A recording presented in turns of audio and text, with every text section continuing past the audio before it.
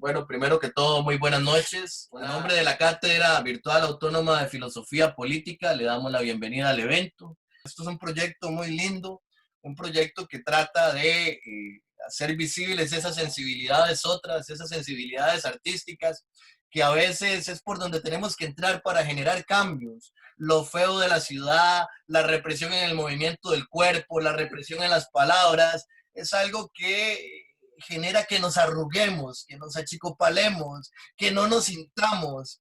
Y este tipo de espacios precisamente eso es lo que busca, transgredir a través de la sensibilidad, del arte, de la reflexión y del pensamiento. Sin más preámbulo, les dejo con Álvaro Mata, que espero que... Bien, yo no sé cuántos de ustedes o cuántas de ustedes han leído pues El tránsito de fuego de ese odio. Es un libro y a ella, bueno, se menciona mucho para bien y para mal. Para mal, porque bueno, para mucha gente pues ya es una autora que es un ícono, pero también ese es un ícono que se desprecia porque muchos dicen que pasó de moda, que ya no se aplica y tal. A mí lo que me da la impresión es que mucha gente pues no la ha leído, o ha leído, digamos, lo que más se lee, pero digamos, el libro este Tránsito de Fuego, estoy seguro que muchos de los críticos no la han leído. Ingresar a ese libro, pero lo vamos a hacer desde otro lugar. Es decir, primero yo no soy un académico, yo simplemente soy un escritor y no me interesa hacer y convertir un libro en un fósil como normalmente hacen en las academias. Digo normalmente, no todo el mundo lo hace, pero normalmente eso es lo que ocurre. Y entonces cuando empezás a definir la obra de X personaje, lo que empezás a hacer es, de pronto es a quitarle la esencia misma de esa obra. Y bueno, aquí surgen muchas preguntas alrededor de todo esto y sobre todo en este contexto. Cuando empezamos estas charlas hace ya un par de meses, intentamos hacer una primera aproximación. Entonces, eh, decía que, bueno, muchas veces se fosilizan las obras y empezamos a hablar de lo que se dijo, de lo que se dijo, de lo que se dijo.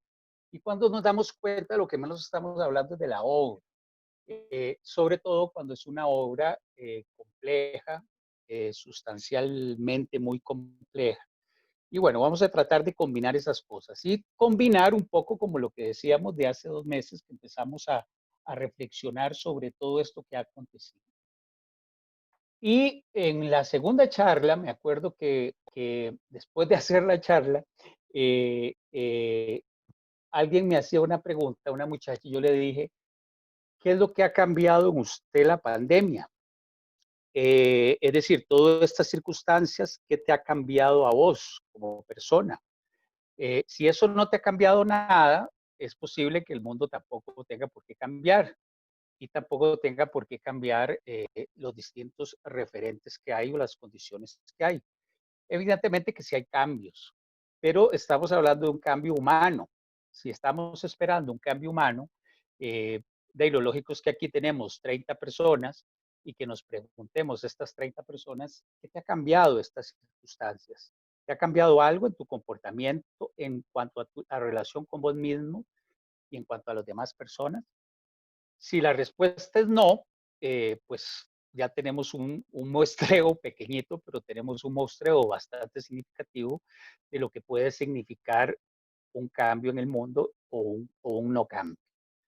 Bien, pero si nosotros profundizamos un poco acá, no se olviden, hago la advertencia, de que yo voy tirando muchas informaciones y al final trato de enlazar todo y yo no estoy perdiendo de vista, para que no crean que me despisto, de que estamos hablando del tránsito de fuego de Unicebo.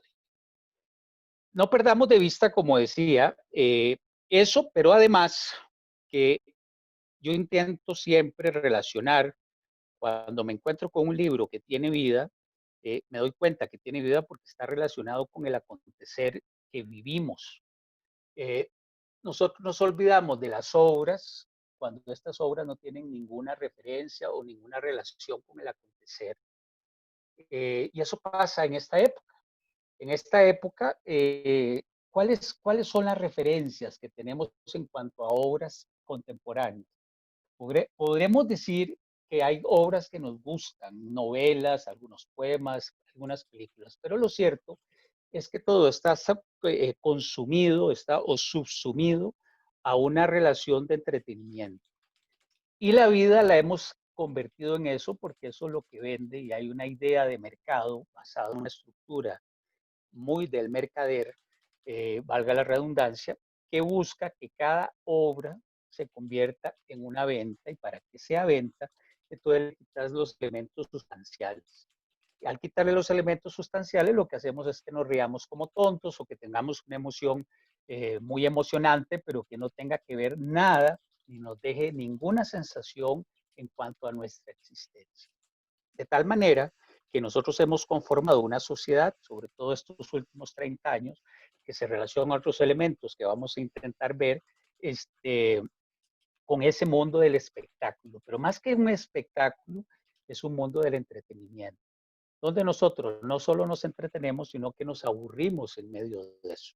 Y de eso no está ajeno el quehacer cultural. En cuanto al quehacer cultural, podríamos decir, aquí hay bastantes costarricenses, ¿cuál sería el papel, por ejemplo, de la cultura dentro del desarrollo de la sociedad costarricense? Y nosotros podríamos decir de antemano que ninguno. Eh, la inutilidad demostrada por el Ministerio de Cultura y por supuesto que el gobierno de la República de Costa Rica en esta pandemia es más que manifiesta. No solo es inutilidad, es ineptitud y una negación total a ver la cultura como un elemento fundamental del desarrollo de las sociedades.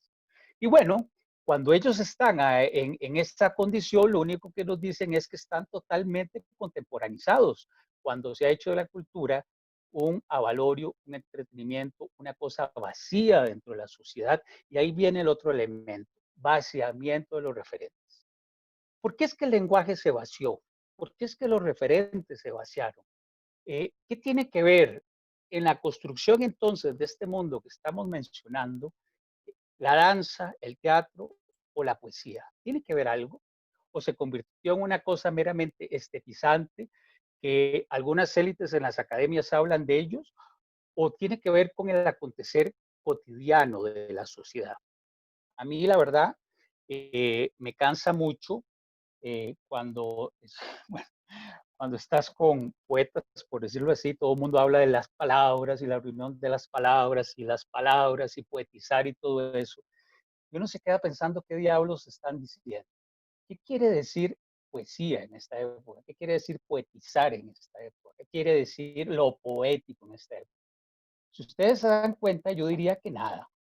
Es decir, ¿qué te significa a vos dentro de tu vida cotidiana eso? Pues nada, porque hay un elemento que tiene que ver con esto que estamos hablando del entretenimiento y ese vaciamiento, ese vacío, que es quitarle la esencia misma a las cosas, su vitalidad misma, su vivencialidad, si lo queremos ver así. Y entonces se empiezan a convertir en ¿cómo se llama? En un lenguaje hueco. Aquí voy a leer este, algunas cosillas, vamos complementando, de un famoso libro de Annie Lebrun, pensadora francesa, este, que nos dice, estamos ante una realidad que no se opone a nada ni a nadie, incluso no cesa de venir a nuestro encuentro. Realidad excesiva que la superabundancia, la acumulación, la superación de informes atiborran de sucesos en una colisión de exceso de tiempo y de exceso de espacio. Pero es una realidad que nada tiene de virtual. Ojo que nosotros estamos entrando en una faceta que todo lo estamos virtualizando, que va a dividir a la sociedad dentro de las divisiones que van a haber en dos. Aquel que tiene que salir a la calle porque no tiene ninguna otra opción más que ir a ver qué vende, qué hace para comer, y aquel que puede estar haciendo su trabajo virtual. Eso no creo que cambie. Es más, esas son unas condiciones que ya venían, solo que ahora se van a profundizar y se van, como que vamos a decir, se van a establecer. Bueno, pero es una realidad que nada tiene de virtual, como tanto nos quieren hacer creer, mientras que logra sembrar trampa tras trampa en realidad de nuestros deseos. En rigor se trata de una realidad rebosante, un exceso de realidad que llega a asediarnos en lo más profundo de nosotros mismos. Más adelante dice, así, denunciar la imagen y el espectáculo, como lo estoy haciendo yo, es la última ilusión crítica que nos ofrece esta sociedad. Al tiempo mismo que ni en la denuncia de la imagen ni la del espectáculo pueden dar cuenta de esta nueva manera de modelar el mundo.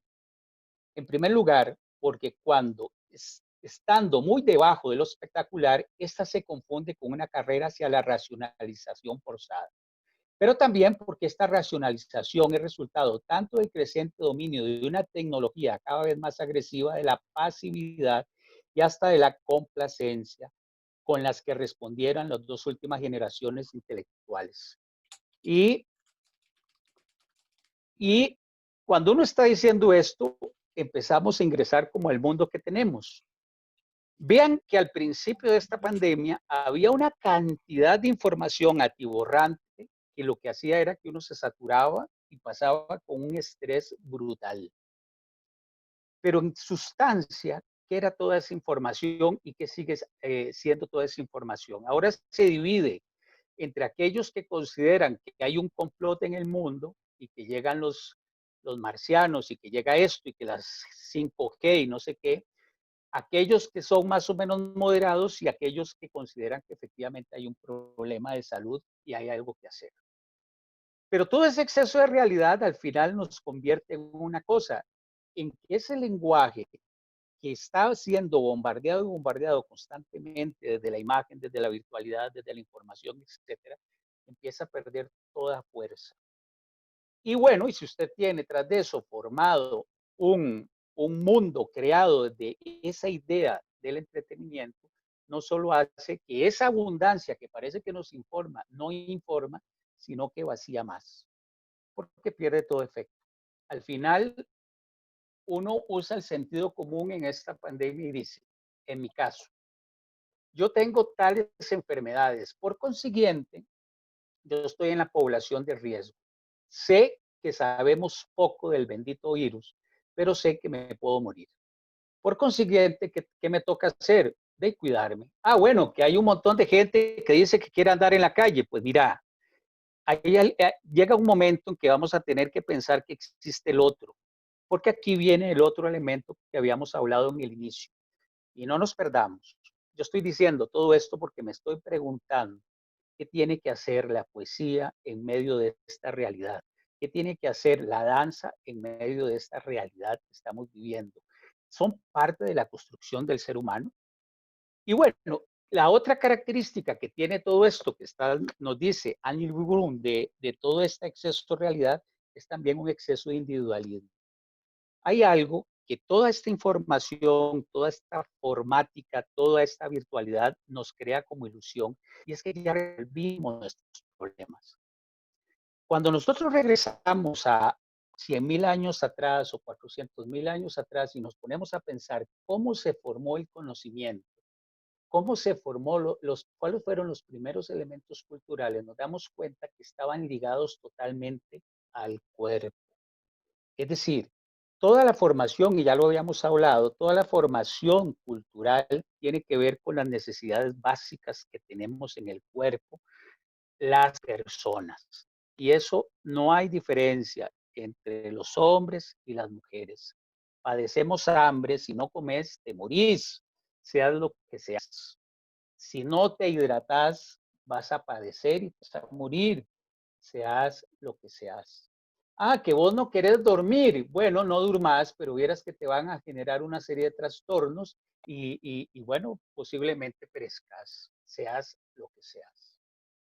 Y si también, lo vamos a decir así vulgarmente, no vas a ir a cagar, pues yo te tengo una mala noticia. ¿Sabes cuál es la noticia que te tengo? Que te va a dar una infección, te vas a gangrenar porque te va a contaminar el cuerpo. Por consiguiente, tus necesidades básicas, seas quien seas, tenés que realizar.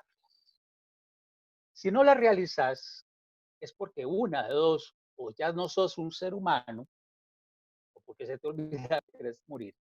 Bueno, hay una cosa que ha hecho también esta época, eh, que tiene dos cosas. Ha pervertido toda la relación desde lo económico con el cuerpo, lo ha convertido en un elemento de lucro y no es gratuito que uno de los elementos que más genera, entre comillas, dinero en el mundo es la trata de personas. ¿Cómo es posible que la trata de personas, imaginémonos la lógica de cómo se llega a esto? Es decir, aquella persona ya no es una persona, es una cosa.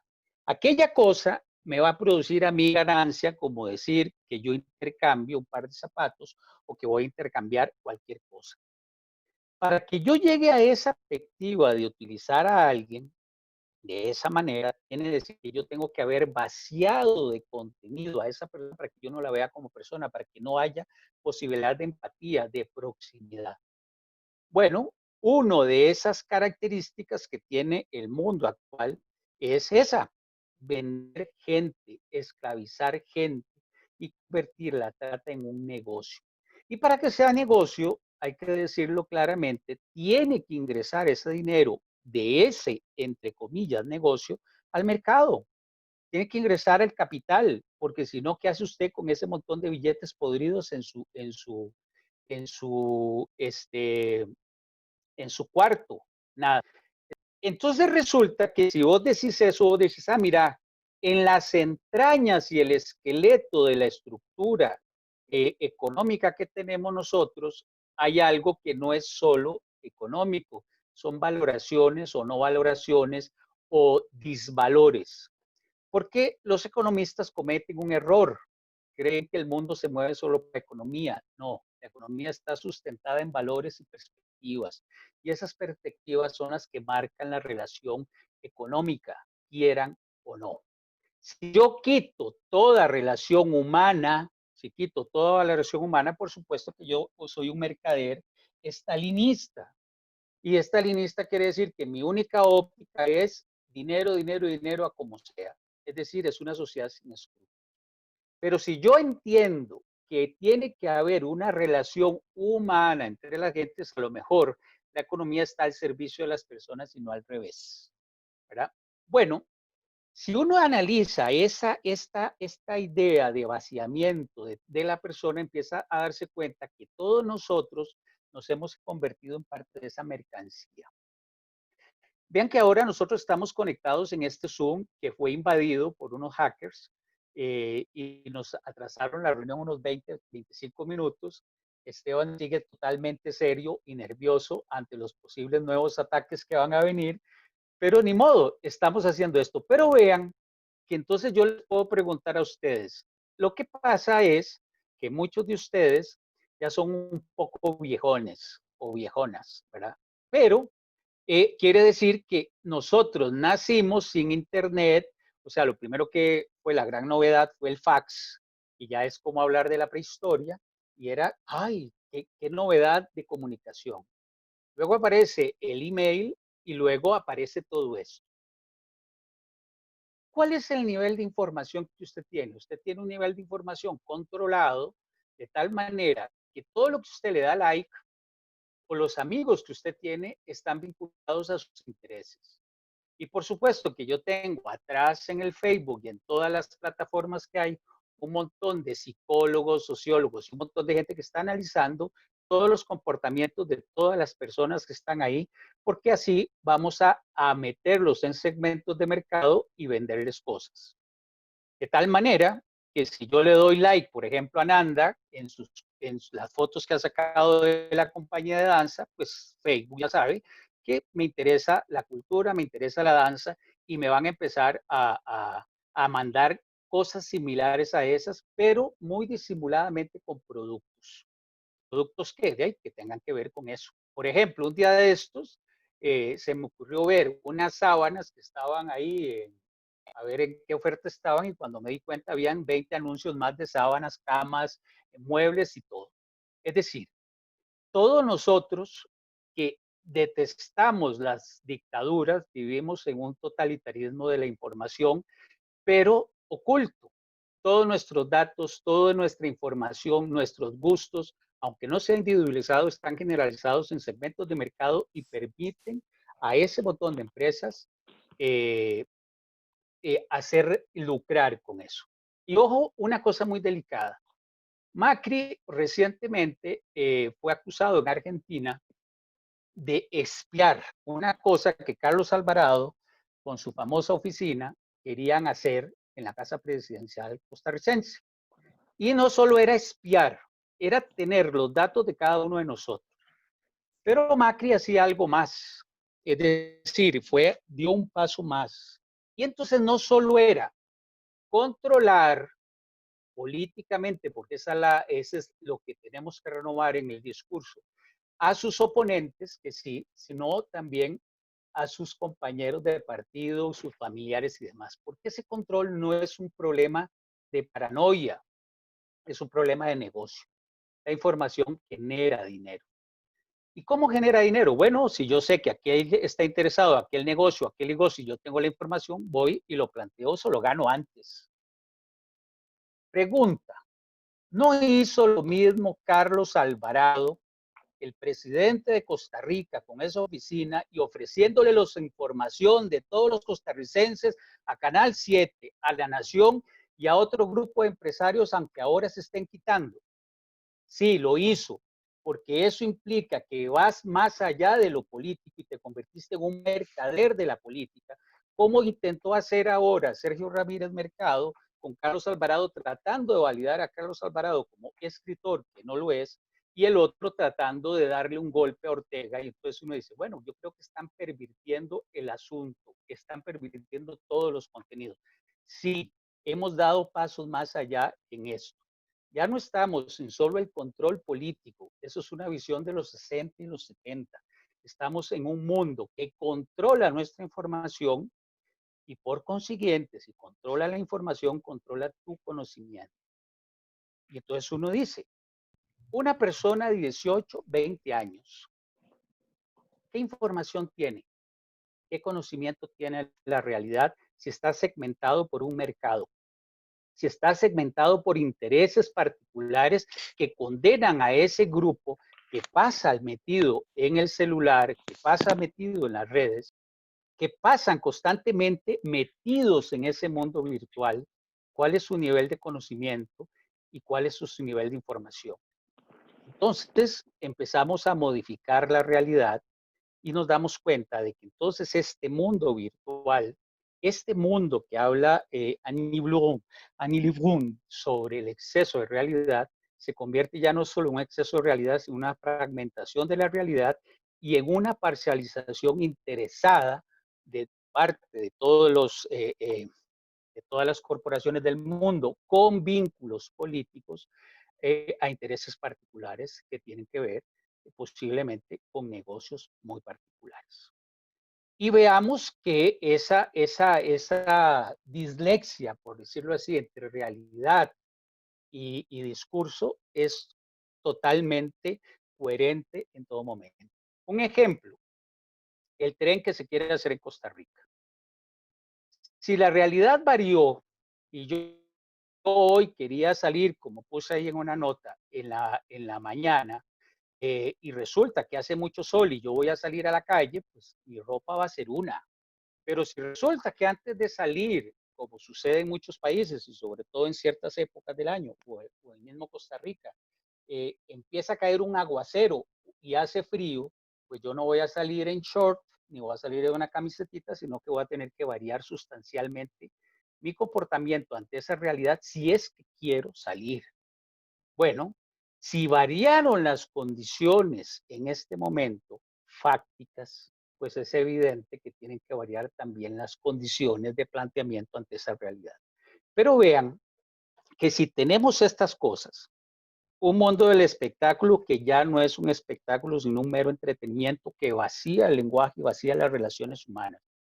Una idea de persona que vaciada también porque se convirtió en un instrumento masivo de comercio, en términos de que su información particular e íntima es parte del negocio para segmentar mercados y ofrecer productos. Pero también es un vacío de nosotros en términos que nos convertimos en, aunque no lo seamos, pero estamos utilizándonos así, nos está utilizando así en una cosa. ¿Y esa cosa quién es? esa cosa, persona, ¿quién es? Yo iba a empezar esta charla, pero bueno, como nos desconcentraron un poco, cambié el esquema diciendo que, por ejemplo, las estadísticas sobre la violencia doméstica había aumentado más o menos en un 126%, más o menos de acuerdo a los contextos. Evidentemente que los contextos latinoamericanos más complicados en cuanto a la agresión hacia la mujer son Brasil, México, Ecuador, Perú y en quinto lugar Argentina. También ahí está Bolivia y está Perú. Y resulta que si vos decís, vamos a ver, tenemos un individualismo acérrimo, tenemos una fragmentación de los mercados a partir de la utilización de la intimidad, pero las relaciones en el ámbito doméstico nuestro, lo que ha ocurrido es que las parejas que abusan más, aquellas que más o menos abusaban, aumentaron su abuso y las agresiones a mujeres aumentaron en más de un 100%, porque las denuncias así lo especifican, aunque los discursos oficiales no lo tomen en cuenta. Yo no sé, y andábamos investigando el número de femicidios por países, si había aumentado o no. En México estaba, antes de la pandemia, en 10 mujeres asesinadas por día. 10 mujeres asesinadas por día por su condición de mujer. Eso es el femicidio, ¿verdad? Que es diferente al homicidio, por más que muchos no lo quieran ver. ¿Cuáles serían los cambios entonces que hay que dar en un lenguaje que se vació y donde tenés la poesía, que es lo que nos está convocando acá, que es el libro El Tránsito de Fuego, en medio de esa realidad? En medio de una realidad que, por ejemplo, aquí en México, hace unos días entraron unos sicarios a un albergue de estos de recuperación de la toxicidad de la droga que se estaban curando y mataron a 24. Y el número de homicidios, por ejemplo, por lo menos acá, aumentó bastante proporcionalmente y creo que va a suceder así en los distintos países por varias razones. Uno, porque la pandemia también evidencia una carencia de un sistema político que tiene siempre en el límite de la miseria a un montón de gente. Y esa gente tiene que comer. Y lo acabamos de decir hace un rato. El hambre es uno de los elementos centrales del cuerpo que movió la construcción de la cultura. Y bueno, el hambre va a estar presente porque en Costa Rica el 13%, ese 13.5 era el desempleo cuando empieza la pandemia. Creo que va a llegar por lo menos a un 30. Y el número de pobreza va a superar con creces la gente que no come en el día. Bueno, ¿qué hacemos ante eso? ¿Qué hace la cultura ante eso? ¿Qué hace la poesía, si lo queremos ver así, ante eso? Y decía aquí Annie, este, volviendo a esta idea del vaciamiento del lenguaje y a los referentes que teníamos, democracia, libertad, fraternidad y todo ese tipo de cosas, persona, humanidad y tal. Y en referencia en concreto a la poesía. Dice, al respecto, los ejemplos son tan numerosos como deplorables. Cuando se evoca la libertad es para disimular su ausencia. Apenas se pronuncian las palabras amor o deseo, así fuese con fines antagónicos, basta fijarse en quién habla para no querer saber con qué tontería o con qué cinismo risorio se intenta entretenernos. En cuanto a la palabra poesía, si solo quedaran los poetas de este fin de siglo, del siglo XIX, para darle sentido, crearíamos que es sinónimo de pose, vacío, pusilanimidad, suficiencia, incontinencia, hinchazón y a fin de cuentas de profunda deshonestidad. Cuando uno analiza el discurso cultural, por lo menos de las estructuras culturales y lo que acontece en la vida cotidiana, no hay que ser muy ducho ni hay que ser muy inteligente para darte cuenta que hay un divorcio enorme entre ese discurso cultural y el acontecer cotidiano, donde toda esa pose del poeta, de la poesía, de esto y lo otro, no tienen ninguna razón de ser, porque no comunican. Jacques Argot, que es un adobado crítico costarricense, le vamos a poner crítico entre comillas, yo pienso que es uno de los tipos que más antagonismos tiene, pero normalmente creo que es más despreciado e ignorado por la sociedad. Pobre de él. ¿Y por qué sucede eso? Porque Jacques Argot tiene una visión excluyente de lo que es cultura. Y entonces para él cultura es X y Y cosas, cosas que yo aprecio culturalmente y paso escuchando, por ejemplo, música clásica o tal tipo de cosas, pero hay algo que él hace más, es despreciar las otras expresiones. Y ahí es donde yo quiero llegar. Se nos olvidó que el arte nace a partir de la expresión humana. Y toda esa fosilización que se hace es fosilización, palabrerío, que se junta a todo este exceso de lenguaje de esta época, donde tratamos de seguir definiendo y definiendo cosas sin llegar a nada, porque no son nada. Y entonces lo básico es la expresión humana. Y esa expresión humana implica que tengo hambre, que tengo miedo, que tengo dolor, que grito, que lloro, que tengo deseo, es parte de la construcción de la sociedad. Y esa construcción lleva a cosas más elaboradas o menos elaboradas, pero no dejan de ser expresión.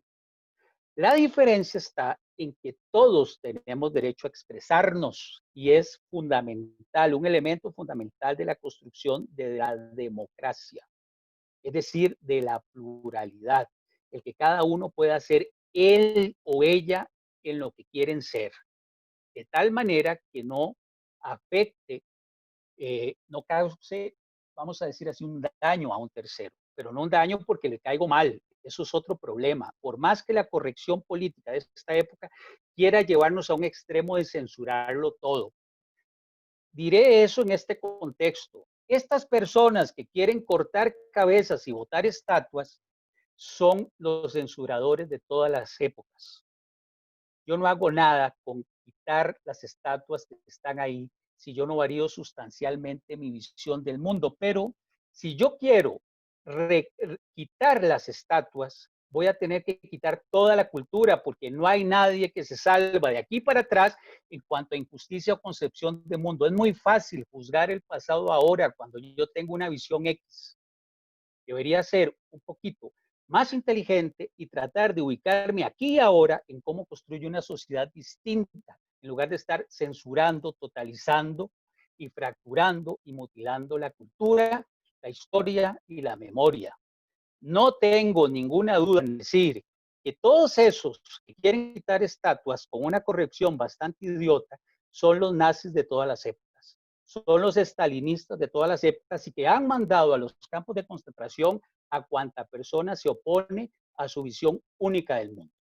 Y eso se opone a lo plural, porque lo plural implica la posibilidad de que convivamos, unos por su gusto sexual, otros por su color de piel, otros por lo que sea, porque son construcciones culturales. El hambre no tiene ninguna variación anatómica ni biológica en términos de hambre. El que no come va a tenerla. Y resulta que entonces nos damos cuenta que sí, que hay una cultura que ha construido cosas tanto que permite una estructura que violenta a la mujer y la mata, como lo hace con los negros, como lo permite con otra serie de cosas, como los homosexuales, como los gays, como todo es. Y esa gama de gente son personas. Y tiene que llegar un momento en que las personas sean personas y dejemos de estar poniendo epítetos. Y va a tener que llegar un momento entonces en que la idea de hombre y mujer desaparezca y vamos a tener que encontrar otro lenguaje y otros referentes. Bueno, parte de todo eso es ese vaciamiento de referentes que nosotros tenemos en este momento y que de alguna manera las expresiones humanas nos lo recuerdan por más que queramos censurarlas. Por supuesto que si alguien quiere hacer una estatua de Hitler en esta época, yo sería el primer oponente, porque eso no es un derecho de expresión, Aquí, en este contexto, cuando sabemos que mataron a más de 6 millones de judíos y otro tanto de gitanos y latinos y negros y todo aquel que consideraban inútil, con una visión excluyente del otro, evidentemente que eso está en contra de la humanidad, aquí y ahora. Bien, y entonces seguimos sobre este contexto y decimos, ¿cómo se forma la cultura? ¿Cómo se forma el lenguaje? ¿Dónde nace esto que se llama poesía, por más fosilizado y por más hinchazón que nos diga Annie Lebrun? ¿Qué tiene que ver con todo esto? Y entonces empezamos a recrearnos y decir, bueno, de pronto estamos en una época que por más individualismo que exista, nosotros deberíamos volver pues a las cosas básicas. Y a las cosas básicas implica que si estás en un escenario, cómo empieza ese animal a expresarse con su cuerpo, y ya sea que haga acciones para construir una obra teatral o que haga esas acciones, movimiento para crear danza. Vean que si yo empiezo a ver las manifestaciones que han habido en las distintas épocas, uno se pregunta, ¿por qué en estas cuevas, por ejemplo, Altamira o las de Francia, había que ingresar a una gruta, había que llevar fuego, porque era oscuro, no había luz eléctrica ni menos internet, y entonces yo ahí con esa tea empezaba a pintar cosas de mi cotidianidad. Y entonces en este libro, El Tránsito de Fuego, vamos a decir, nos adelantamos, y no quiero hacer ningún tipo de spoiler, es una obra densa, eh, se sostiene de principio a final, yo, digamos, la leo y en ningún momento esa obra se cae y recorre desde un esquema que ella tiene, que UNICEF tiene, toda la formación de la cultura a partir de alguien que ella considera que es uno de los forjadores de cultura, que es Ion. A ella le llama Ion y tiene unos nombres muy raros ahí, porque ella está pensando como una especie de arquetipos. Arquetipos quiere decir todo aquello que nosotros, de alguna manera, está ahí en nosotros, en nuestro inconsciente, en nuestros sueños y que marcan de alguna forma nuestra identidad y nuestra personalidad. Esto lo sabrá mejor Constanza y lo sabrá mejor pues las psicólogas que andan por ahí que nos pueden dar de alguna manera alguna información. Bien, y entonces el tránsito de fuego, vean que no estoy dejando de lado esta realidad, estoy preguntándome qué tiene que ver esto en este contexto. Y Eunice Odio se enfrentó a ese contexto sin pensar en que este contexto iba a ser este ni otro, a decir que el que forma, el que ayuda a formar los elementos centrales de un mundo es Ion, que es sinónimo del poeta. Pero vean qué cosa más jodida. Acabamos de decir que en este mundo de referentes, esto del poeta está totalmente vaciado. Y ese vaciamiento, ese vaciamiento, ¿cómo lo hacemos para que cambie? Ustedes, ¿qué poeta en este contexto contemporáneo, ustedes lo escuchan analizando la realidad real, por llamarla así, y le ponen atención y no solo le ponen atención, sino, mira, tiene razón e interfiere en la realidad. Vean que parte de este vaciamiento hace y la corrección esta políticamente correcta hace que el conocimiento, la crítica, el disentir esté excluido. Y entonces, por supuesto que cuando yo veo a los poetas, a los filósofos, me pregunto, ¿cuál de estos filósofos o poetas tiene los 120 millones de seguidores que tiene Messi?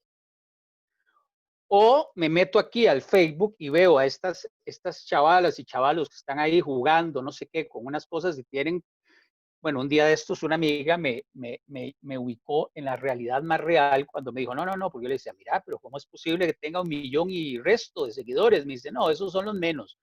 ¿Cómo los menos? Los más son aquellos que tienen 25 millones. Y vos decís, 25 millones de personas viendo a alguien jugar una cosa que es matar y matar y ya. Punto. Bueno, ese es nuestro mundo. ¿Qué hace el poeta ahí? ¿Qué hacen ustedes que están en esta charla? Aquí hablando en principio de un odio, una especie de paria social que escribió un libro que nadie lee, que se llama El Tránsito de Fuego, y creemos que eso tiene alguna importancia dentro de la realidad que vivimos. ¿Qué hacemos? Bien, Unice Odio, tengo yo a mis amiguitos, empieza este libro con algo que es lo que decíamos la vez pasada, que nos estamos enfrentando, el vacío. Y entonces empieza y dice, y se dice que el objeto terrestre, fundado en un suceso de palabra total, vertebralmente se mueve resbalando sin fin, fluyendo en cantidades de sombra hacia la luz, hasta que una palabra del tamaño del aire lo detiene. Y acampa un poco de tierra, no es que acampe, es que establece su vértice pomposo intergérrimo. Viene de un movimiento que se tornó en secreta caída tutelar. Su espacio se repliega. En su labrado sueño persevera. Avanza por su ojo coronándose y claramente posa su borde natural para sellar su enunciación del trigo. Y aquí hay muchas palabras que ella va a mencionar constantemente, que son el trigo, la piedra y un montón de cosas que ahorita las vemos. Y empieza antes todavía más, dice, nada estaba previsto, todo era eminente. Nada estaba previsto. Cuando nosotros nacemos, todo está previsto, aunque nada esté previsto. Nada está previsto porque cuando nacemos nosotros nadie sabe nada más que lo que le marcan sus genes. Pero todo está previsto porque a partir de ahí vamos a empezar a estructurar nuestro pensamiento y nuestro cotidiano a partir de lo que nos diga la gente. ¿Qué es esto? ¿Qué es aquello? ¿Qué es la mujer? ¿Qué es el hombre? ¿Qué es un niño? ¿Qué es lo bueno? ¿Qué es lo malo? Pero aquí nada está previsto porque cuando el escritor se enfrenta a la escritura, nada está previsto. Usted va a tener que enfrentar como el espacio vacío que dice nuestro querido Peter Brook, el escenario y nada está previsto, porque nada está previsto nunca. Ustedes no se dan cuenta que una de las cosas que más ha desnudado esta pandemia para el que quiere ver es que nos recuerda que morimos y que yo puede ser que crea que hay algo más allá.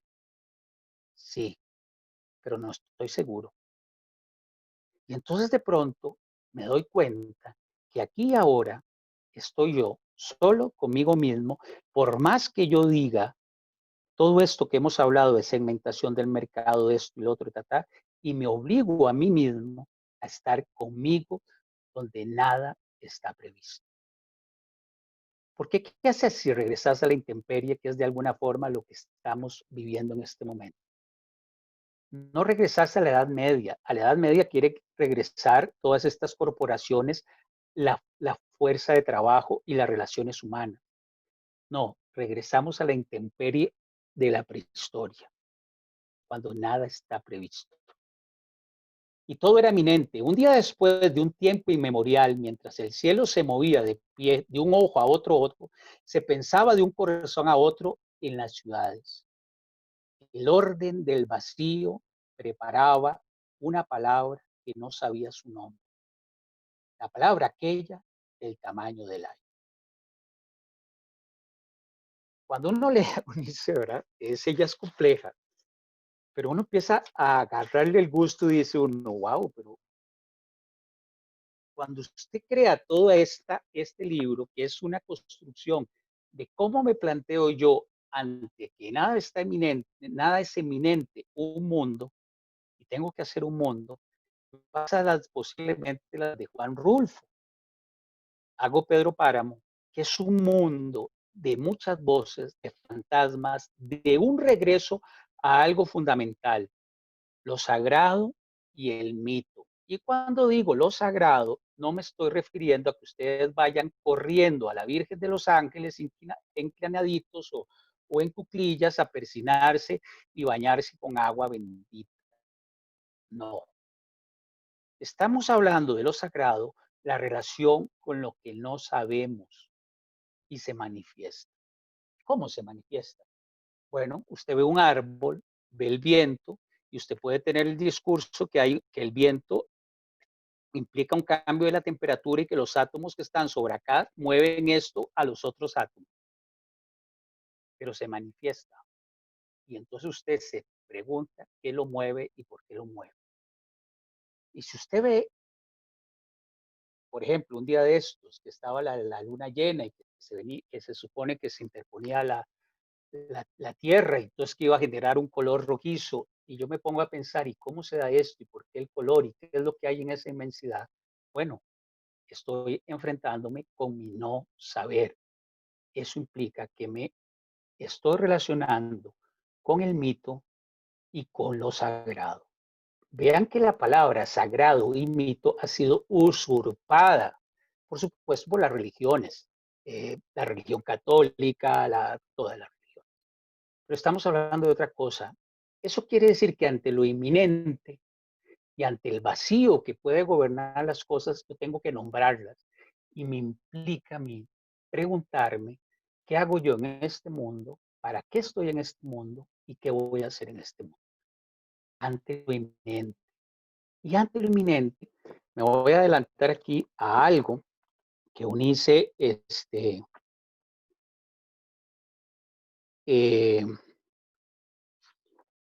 nos, una vez se me perdió, que tengo aquí miles de notas.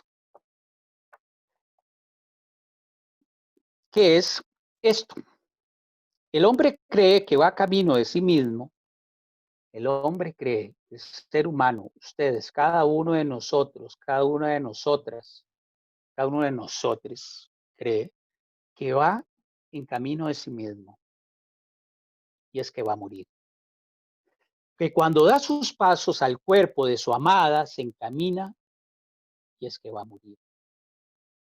Que por la tarde se detiene su hijo y toca su sonrisa, que va mañana y es que va a morir.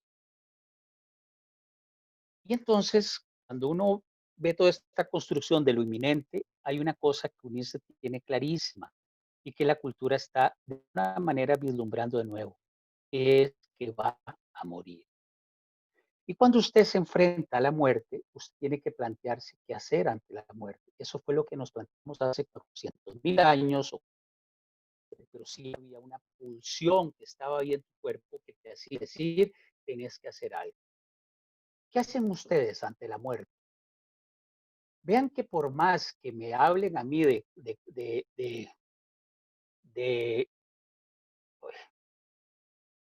de complot,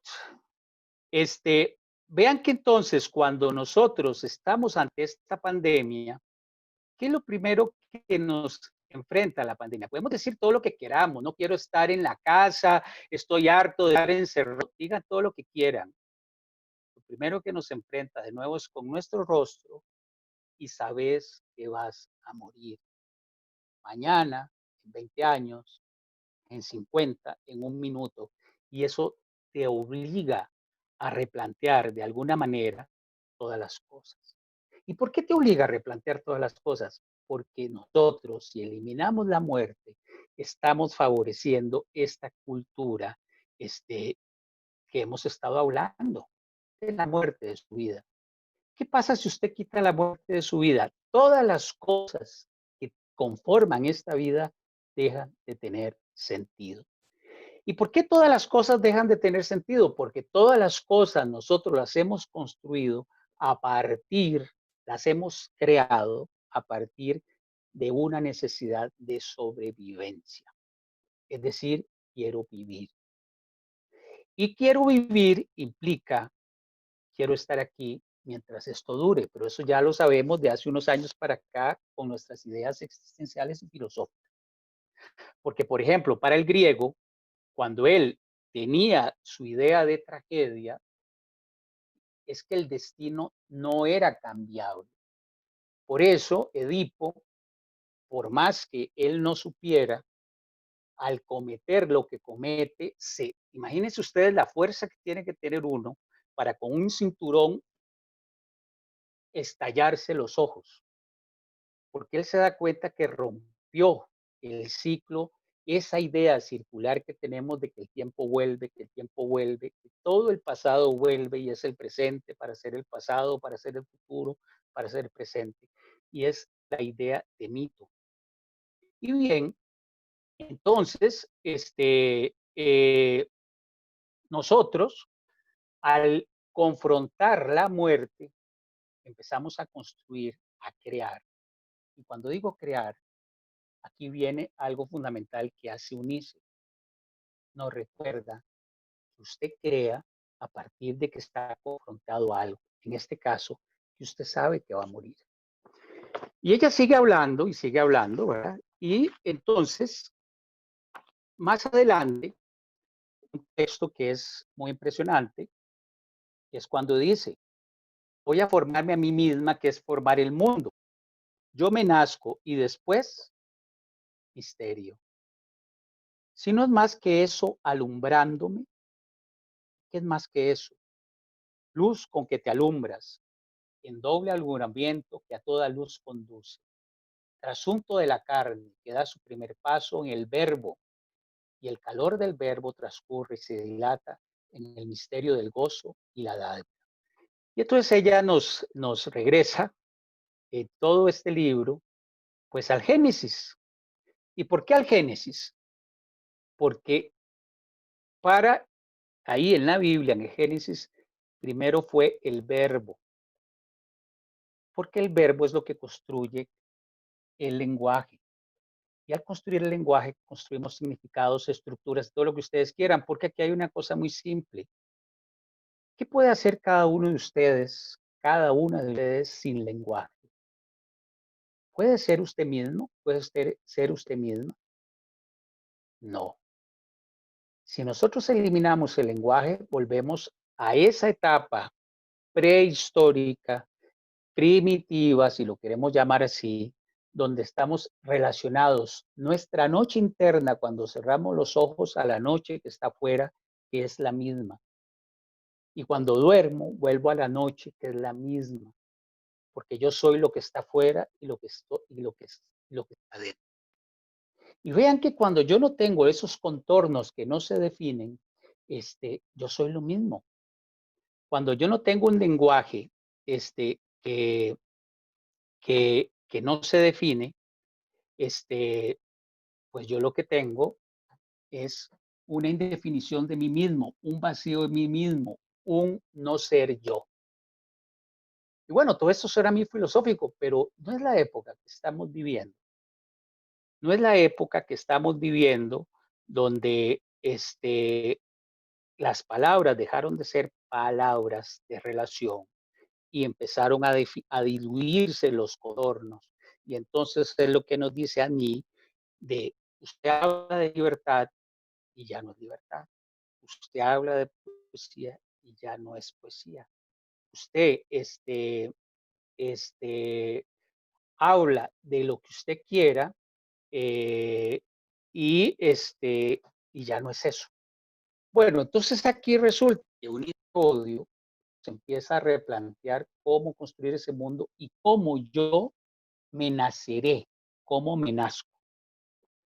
Y entonces sigue recorriendo su camino y su camino y su camino, ¿verdad? Y entonces hace varias cosas. Ella, evidentemente, nosotros no podemos perder de vista, como lo hacen los censuradores, de que cada época es cada época. Es decir, este libro fue publicado hace 70 años y Eunice duró más o menos unos 5 o 6 años en escribirlo. Estamos hablando de 1950, pasadita la Segunda Guerra Mundial. Por consiguiente, la idea que tenía ella del mundo, cuando uno la ve aquí es ubicable en cualquier contexto, lo que nos dice es este, que sí, que tiene referentes que de pronto ya uno no comparte. Por ejemplo, el padre. Por ejemplo, toda la construcción que empieza a hacer es con la idea de catedral, basado en la piedra. Cuando Cristo le dice a Pedro, tu nombre es piedra y sobre esta piedra edificaré mi iglesia. Es decir, haré una congregación, haré un mundo, haré una cosmogonía. Y bueno, esa cosmogonía, ella pues empieza a trabajarla desde ahí, pero nunca está haciendo un panfleto. Está explorándose en términos de ella, en términos de lo que soy y en términos de todos los conceptos, porque sabe que hay algo que está tratando de llenar el vacío. Hagamos recapitulación de lo que hemos hablado. Recapitulemos. Hemos hablado de un individualismo excesivo. Hemos hablado eh, de un vaciamiento de referentes y de lenguaje. Hemos hablado de una perspectiva que ha convertido todas las cosas en entretenimiento, hasta nuestra intimidad. Vean cómo nosotros somos expertos en estar viendo los chismes, lo que sea, que aquel se casó, que se metió con aquella, que aquella hizo, que esto, que lo otro. Vean que aquí hay programas hasta que te pagan para meterte en tu celular y entonces descubrir quién es o no es una persona eh, infiel. Y bueno, aquí pagan 500 pesos, que son como, no sé ni qué, son $20. Y entonces uno dice, hemos hecho de nuestra intimidad, de las cosas más secretas nuestras, un entretenimiento. Lo vaciamos, lo banalizamos. ¿Y ustedes creen que cuando una sociedad ha convertido sus cosas más esenciales en una banalización, en una frivolidad, no empezamos a volvernos indiferentes ante el dolor del otro? Porque es entretenimiento. Y ese ser indiferente al dolor del otro, ustedes saben cómo se llama: fascismo. Cuando una sociedad es incapaz de distinguir, de escuchar, de percibir el dolor del otro, esa sociedad solo nos dice que se convirtió en una sociedad bárbara, en una sociedad frívola y en una sociedad fascista. Y entonces aquí vamos a otra cosa: educación, democracia. ¿Es posible la democracia en este contexto? ¿Es posible el arte en este contexto? Evidentemente que no estoy refiriéndome a la incapacidad de nuestros gobiernos de brindarle ayuda no solo a los más necesitados y crear una estructura que reactive en un futuro la economía, sino de ver cómo mediatiza con pequeños recursos aquellos que tienen grandes necesidades. Bueno, un sector de los más afectados de este contexto se llama sector cultura, me caiga bien o me caiga mal. Teatros cerrados, espectáculos cerrados, la creación de pronto sorprende a los creadores, entre comillas, y no saben ni qué hacer.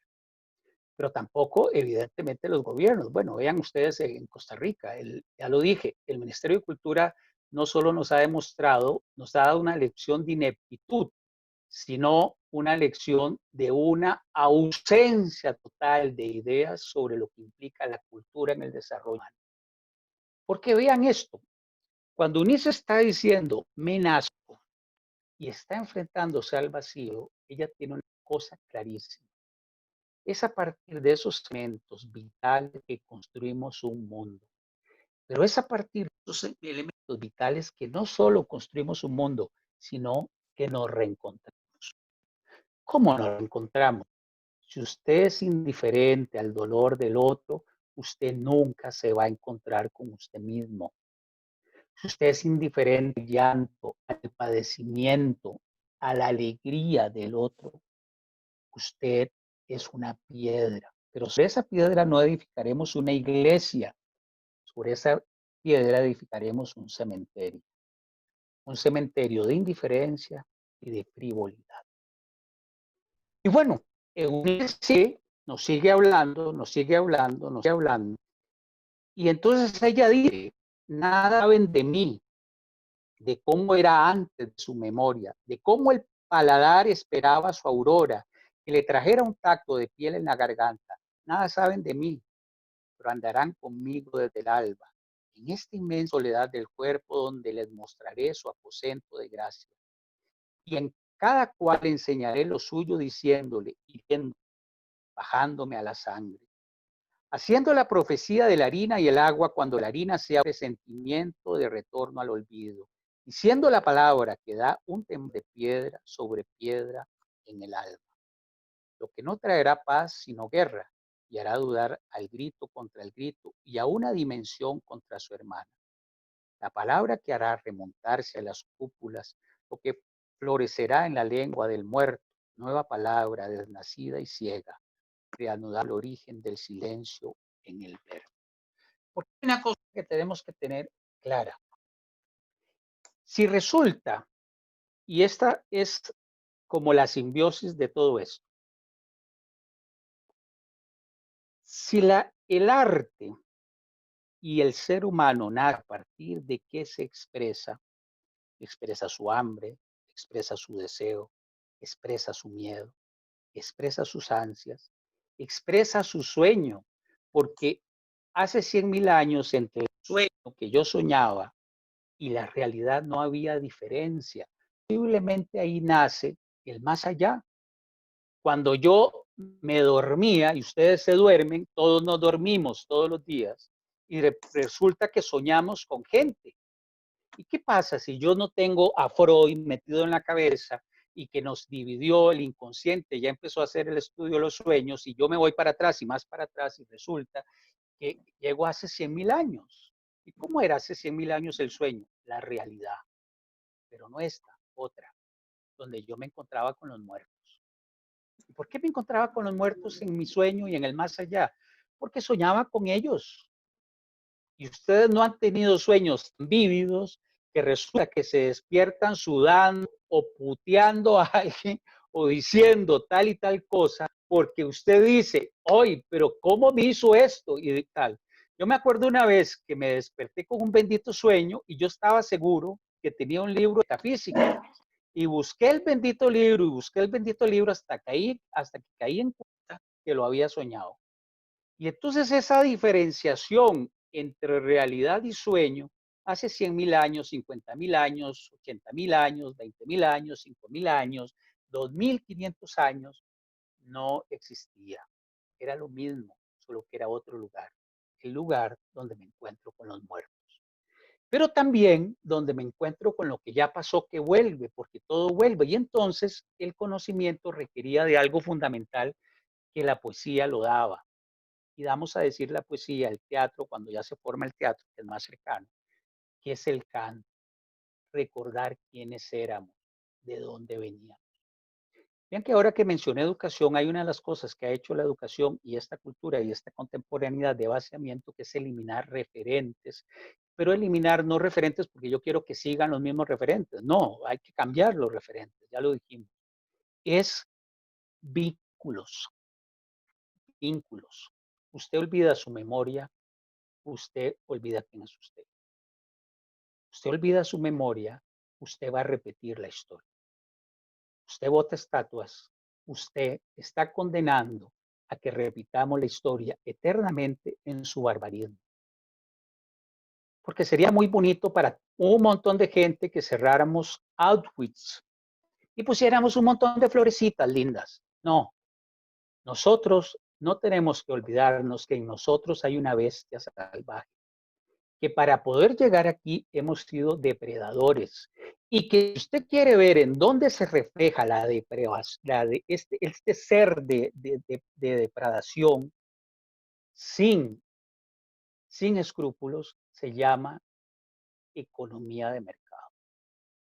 Este capitalismo de ahora, porque no era el simple capitalismo este que me parece a mí que fue una idea genial en su momento, implicaba eh, que implicaba un intercambio, porque yo no producía esto, entonces intercambiaba, intercambiaba. Entonces, intercambio de mercaderías, eh, pues fueron una genialidad en su momento. Y el crear un valor en que yo en lugar de llevar 20 libros, lleve algo que represente los 20 libros, entonces me va a indicar a mí que, que, que bien, porque lo puedo hacer y traslado cosas. El lío está cuando ese miedo de pasar hambre se convierte en usura, se convierte en avaricia, se convierte en mezquindad y se convierte en eliminar o utilizar el otro. Y bien, porque eh, este, ya tenemos que hora y media. No quiero como extenderme mucho. En este libro, bueno, Unice sigue hablando y entonces nos va a recordar en cada momento este, la memoria, el volver al sueño. Veo sin tardanza entregar ese objeto terrestre y la palabra fundada para contenerlo. Y diles que mañana mismo lo inauguren. Todos reunidos en la plaza, jurando al caballo en el alba. Fue el primer pensamiento habido en el sueño. ¿Por qué soñamos y por qué no soñamos? No lo sé, solo que es una función básica del cuerpo humano en la que nos permite huir cada vez que no queremos estar aquí. Así fue la ciudad, así fue. La ciudad lo pensaba sin saberlo, de ojo en ojo soñándolo, encontrándome imágenes que eran apenas un presentimiento de su cuerpo venidero. La ciudad no imaginaba tanta rapidez acompañando a la humedad. Creía que la humedad estaba sola. Nadie, con qué palabra, y si así fue como todos explicaron con sorpresa las ancas, la tibieza que antes parecía de nada, aunque había sido hecha la primera profecía de la harina. Y entonces, aquí nos vamos a encontrar con algunos monólogos de, de Young, este poeta, y dice, encontrar para el pecho una forma de no tropezar tanto y para la mirada un cuarto verde al que lleguemos a paso de lobo, sin que sepan que hemos estado ahí, nuestros abrazos y nuestras ilusiones, no están en mí en el momento en que paso por mi alma y me son conocidas mis arterias. Y hay una cosa que Eunice menciona constantemente en esta construcción de esta catedral, donde las cosas son inanimadas y además esa catedral que ella quiere hacer no es una catedral física, es, vamos a decirlo así, es la estructura que sostiene el cuerpo humano, que son los huesos, que son los nervios, que son la sangre. Y entonces ella ve en esos huesos y en esa sangre y esa vitalidad, esa construcción de esa iglesia, esa catedral, porque no le llama iglesia. Y al tener esa catedral, está diciendo, necesitamos formar algo vital, orgánicamente vital, que le dé un sentido a nuestra vida aquí y ahora. ¿Por qué? Porque sabes que vas a morir. Pero resulta que hay algo más, que yo lo mencioné en la charla pasada, que señalaba Octavio Paz, que es este, la pérdida del alma. Puede ser que resulte que cuando hablemos de alma nos parezca metafísico y todo lo que ustedes quieran. Sí, pero había una idea de persona, había una entidad de que la persona era persona y a partir de eso podíamos establecer y empezamos a establecer cosas. Ojo, evidentemente que había un mundo masculino donde las almas que prevalecen son las de los hombres. Por consiguiente, esa sociedad, lo dijimos ya, nunca había sido democrática. Había sido democrática para su contexto, para los griegos, pero en el contexto griego habían unos que tenían alma y otros que no, y esa alma era dominada por Dios. Vean que es hasta después que tenemos una idea de persona autónoma que nace ahí mismo, en la época de Grecia, cuando dice, no, usted tiene que ser responsable de sus actos. Por consiguiente, si usted comete un delito, no es Apolo ni Baco, bueno, no era Baco, era Dionisio en ese texto, el que te está haciendo cometer el delito. No, es usted el responsable. Y eso es una variación sustancial que con el cristianismo, precisamente, por más que lo critiquemos, efectivamente hay una crisis del judeocristianismo y eso implica también una crisis de nuestro pensamiento. Aparece la idea de alma. Y esa idea de alma es lo que termina de definir el que hay alguien allá y alguien aquí. Y vean que ese alguien allá y alguien aquí desaparece en este contexto. Y, lo vuelvo a decir, nos convertimos en cosas de mercado. Y bueno, entonces John se pregunta constantemente por él, por él, porque quién es él, porque qué hago acá, porque qué estoy haciendo en el otro lado. Y entonces les voy a leer aquí algunas cosas que él dice de sí mismo. Que es casi como una reflexión total de nosotros. Si hoy es de día en todas partes, busca mujer y dile que es verdad. Particípale, afírmale que he hallado su figura y tocado hasta el fondo de la especie, que nunca nos habíamos encontrado, el Padre, el Hijo, yo que soy el Hijo de mí mismo y el Padre de mi Padre, porque sin duda oscureció un momento en el camino de mi cuerpo, porque sin duda me quedé olvidando, detenido, en una arteria de esas que desnuda la muerte y que la tierra hostiga, dispersa y arrebata. Pero dile que he vuelto balbuceante, quedo disperso, aunque me olvidaba, y que todas las partes de su amor lo reanudan juntos para siempre en él. Deshacida formas de mis brazos, memoria de mi sangre, que en mí y en ti se anima recordando a él. Vean que a él es esa entidad que cuando uno lee las antiguas culturas egipcias y toda esta parte del Mediterráneo se habla de ese él, de ese ente, que no es un hombre, es una entidad, es un algo que está ahí. Y ese algo que está ahí es lo que mueve las cosas. Porque, por ejemplo, cuando uno, si nos metemos en este contexto y decís Ecatl, que es el dios del viento, para los aztecas uno dice, ¿quién es? Ah, el viento. ¿Y en dónde está el viento? Allá. ¿En dónde allá? ¿Ves? Es ese algo que mueve. ¿Qué es ese algo? El algo. Y entonces, cuando usted empieza a relacionarse con ese algo, regresa, ¿a dónde? Al origen. ¿Y a dónde más? Al misterio, al mito, donde todo el lenguaje se paraliza, pero no se paraliza porque muere, sino porque deja de tener significado y tenés un sentido de lucidez. Ves más allá de las palabras, volvés al silencio, que es donde nacen las palabras.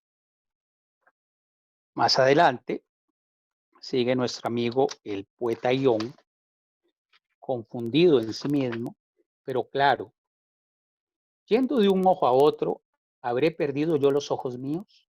Siendo huésped de todos los cuerpos que transcurren afuera, ¿habré dejado el cuerpo de uso eterno en otro cuyo aliento me acompaña? No, estoy atado, atrozmente anudado al rostro mío, en esta oscuridad de tanto rostro que pasa por mi cuerpo. Su oscuridad me asalta, ¿cómo la miraré? Si no es la mía, me pongo el corazón junto al sollozo y el ojo tibio al paso de mi alma. Me voy dentro de todo lo que pasa viviendo y de lo que viviendo no transcurre. Traspongo el alto umbral con decidido amor, paso lento. Me divido en tantas líneas como formas suyas se encarcelan en mí y me duele hasta el hueso el pensamiento. Tengo miedo. Es preciso salir, es decir, es preciso nacerme nuevamente, tocarme el paladar por vez primera y descubrir mis brazos viendo que están ahí, que ellos son yo mismo, descubriéndome, que yo soy mi presencia y ellos los cuerpos y las cosas, son cada uno de ellos sin mí. No es cierto, no. Es imposible que yo, el miserable, el dueño de las cosas, sea la espalda de Acos, la sonrisa de Marzo, el espejo de Carmen, y a la vez su propia sonrisa, su pie, su espalda inmensa, tanto miembro disperso que pesa y me dilata. Y ahí él sigue. Y dice más cosillas. Encontrar para el pecho una forma de no tropezar tanto, para la mirada un cuarto verde, que ya les leí, al que lleguemos al paso de lo sin que sepan que hemos estado ahí, nuestros abrazos y nuestras ilusiones. No estar en mí en el momento en que paso por mi alma y me son conocidas mis arterias, tanto tiempo acarreadas y cantadas, ser desierto, eso quiero. Deshabitarme el cuerpo, tener vacía la lengua, desalojar la espalda, echar a dentelladas la arteria que me sigue. Y bueno, en medio de esa construcción, de esa catedral, de este mundo, de esta visión de mundo, en estas 300 páginas, sin querer, porque no es, ella no está, Eunice no está haciendo una revisión, entre comillas, realista, no es una socióloga. Dejemos de lado a los sociólogos, en menor medida los politólogos y a los estudiosos de la realidad social, que ellos hablen de eso. Y estamos hablando de otras cosas, de la condición humana. Y esa condición humana, eh, vamos a resumir que entonces tiene varias cosas necesarias en esta época. Una, necesidad de memoria. Dos, necesidad de individualidad, pero no una individualidad individualista que niega al otro, no, una individualidad que reafirme la particularidad de cada uno a partir de su deseo y su posibilidad de expresión. Esa memoria nos hace que recordemos que morimos. Y el recordar que morimos es recordar el presente, el pasado y el futuro, que es el pasado que vuelve. Venimos de una oscuridad para ir a otra. Y en medio de todo eso, Eunice se plantea, ¿qué hago yo ante el vacío? ¿Qué hago yo? ¿Qué hacemos nosotros ante este vacío que embarga el lenguaje que hace que uno vea en las redes sociales linchamientos por nada, perseguimientos, persecuciones por nada? Una corrección que trata de someternos a todos a hacer lo mismo, cuando resulta que somos entes plurales y que la pluralidad es la riqueza misma que nos ha permitido llegar hasta aquí, mal o bien. Y que precisamente cuando hemos hablado de esta transformación de paradigma, si vemos el cambio que propone el feminismo en términos generales, nos están diciendo hay más pluralidad de ese mausoleo que hemos tenido, que se llama cultura patriarcal, que yo uso esos términos, pero ya me quedan un poco como viejos. Es una cultura del mausoleo donde unos han disfrutado sobre los otros y por supuesto han construido una sociedad sádica. Y si usted cree que lo otro que tiene ahí es una cosa para su placer, usted simplemente no solo utiliza a la otra persona, usted es sádico. Bien, pero además llegamos ante un mundo de la virtualidad segmentada en mercados donde te dan a entender un conocimiento y una información y vos de pronto crees que esa es la realidad, pero estás totalmente controlado. Vean cómo hicieron los chinos para controlar la pandemia, que fue a partir de un control total de la sociedad, de su movimiento, de dónde estaba, con quién hablaba, con no hablaba, etc. Y entonces efectivamente nos damos cuenta de que sí requerimos volver a expresarnos, volver a encontrarnos. No sé si tendremos tiempo, porque no hay democracia en la virtualidad. No hay posibilidad artística en la virtualidad. Para que haya arte, tiene que haber contacto. Por consiguiente, tengo que ir al teatro y ver lo que hay en el escenario. Para que pase esto que está diciendo Eunice, me encuentro, porque el actor es el público en el escenario. El poeta es el lector que lee siendo escritor cuando lo lee y se encuentra con su dolor, con su sombra, con su luz, con su belleza, con su odiosidad, con su monstruosidad, con su sutileza. Y Chantal Meillard, que viene hablando mucho de esto para concluir esta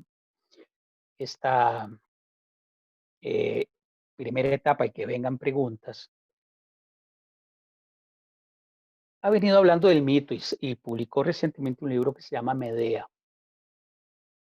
Y entonces, ustedes se acuerdan del mito de Medea, ¿verdad? Que en venganza ella hacia Jasón, que en principio se fue con otra, por ponerlo así en términos más contemporáneos, más de la farándula del chismerío de esta época, ella mata a sus dos hijos. Y entonces, les voy a leer acá. Dice así: la ciudad de Corintio fue arrasada por los romanos en el año 146 antes de nuestra era. El lugar permaneció despoblado hasta que un siglo más tarde Julio César decidió reconstruirlo cuando el viajero Pausanias lo visita. Lo que se encuentra es una ciudad romana con fuentes y acueductos. Una de esas fuentes llevaba el nombre de Glaucia, la hija de Creonte, y aún hoy se conserva junto al Odeón, donde Pausanias afirma haber visto las tumbas de los hijos de Medea. También dice en el capítulo 3 del libro 2 de su descripción de Grecia que estos fueron lapidados por los corintios en venganza por la muerte de Glaucia, y que una maldición pesó a partir de entonces sobre el pueblo de Corinto. Sobre esto que dice Pausanias, Krista Wood hace una novela que se llama Medea y ella habla precisamente de esto y la trama de la novela es esa. Pero todavía nos dice Chantal Millard que ella prefiere quedarse con el mito. Dice, Krista Wood revisó el mito acudiendo a estas u otras fuentes que exculpan a Medea. Y está bien revisar la historia, denunciar sus engaños, sus cobardías, sus ambigüedades, sus argucias. Es más que adecuado, es absolutamente necesario. No obstante, hay en Medea de Eurípides una carga de profundidad de mucho mayor alcance, una enseñanza de mucho más calado que la que puede aportarnos el relato de una mujer, una más víctima de la maldad de sus enemigos.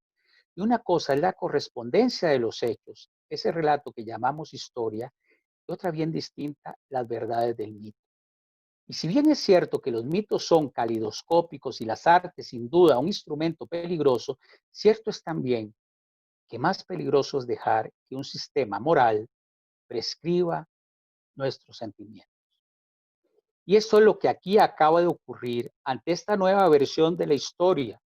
De repente, nuestra compasión se torna milagrosamente posible.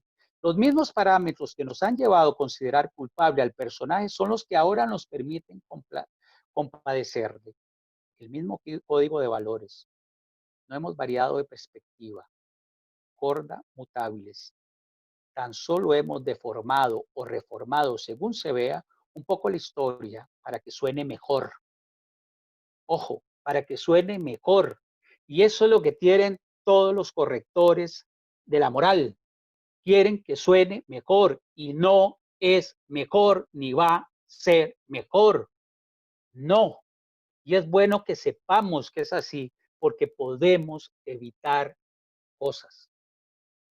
Si nosotros huimos de lo ominoso que tenemos, cuando nos venga lo ominoso, vamos a ser unos niños pequeñitos que no saben cómo comportarse. Y con esto sí, una sociedad que niega totalmente el mito, lo sagrado, el misterio, la pregunta, lo disidente, lo que perturba, quiere ser una sociedad infantil. Pero no es una sociedad infantilizada como hacen en los sistemas educativos o como hizo, por ejemplo, el ministro Garnier en Costa Rica y toda la estela que vino después.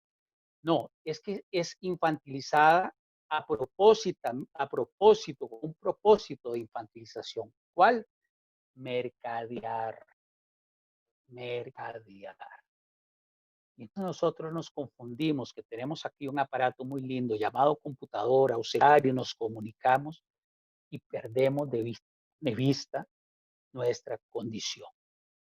Sí, yo igual que Unice creo que estamos confrontados otra vez con el vacío, porque cuando termina el libro, un regresa al pueblo y lo desconoce. Nadie se acuerda de él. Y él se vuelve a enfrentar a algo que estamos nosotros en este contexto enfrentados nuevamente, el vacío.